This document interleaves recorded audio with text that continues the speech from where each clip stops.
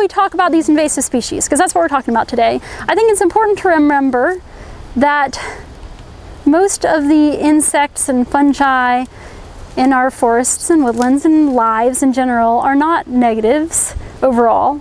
Even if they maybe kill some trees sometimes or cause some damage, that's a natural thing, that's normal. So the reason that we care about invasive species is that it is outside of that normal range. It is excessive, it is above and beyond what would typically happen with these native organisms. One of the reasons for that is that many of these native organisms, they have co-evolved for many, many years. So the plants have natural defenses to them. The insects and plants have their own set of diseases and insects that affect them. So they are not going to be as successful as some of these more recent arrivals that maybe lack those enemies. So there are many reasons why invasive plants are so successful. But just something to keep in mind as we head back to the building. And I think we're gonna take a short break when we get back and then do more of an indoor Oh, you found it, yes. So if you haven't seen this before, this is winter creeper, euonymus people also call it, not to be confused with the burning bush, which is also in the same genus, winged euonymus. Winter creeper is extremely common and problematic in this area.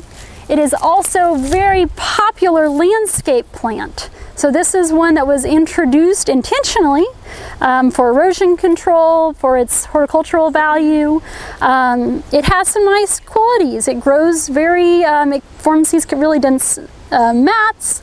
It is evergreen, so even during the winter. But it will completely take over and crowd out the natives that are there and cover them.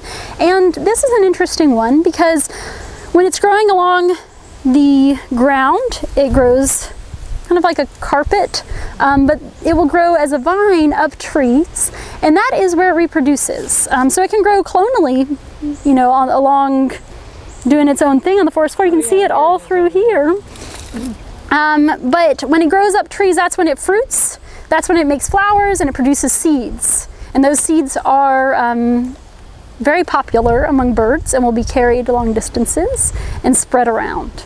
So this is winter creeper. If you haven't seen it before, check it out in here. It can be a real challenge to remove because it's quite waxy, as you can see here.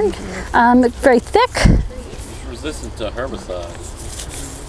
We mow ours before applying something. Oh, okay. Break a few of them. Mow it, apply some herbicide. That's generally the recommendation. Pull it up and get to the main stem. Can you break that off and paint it with an herbicide? You can definitely do that when it's growing as a vine up a tree. In fact, when it's like that, a lot of people would just cut them to prevent it from flowering and from producing seed. That's kind of like the first step that a lot of people do, because it may still grow along and do this, which we do not like, but at least it's not reproducing as much. So you can cut it and treat that with an herbicide, definitely. Yep. So let us wander back. So we have an massive amount in our at our house.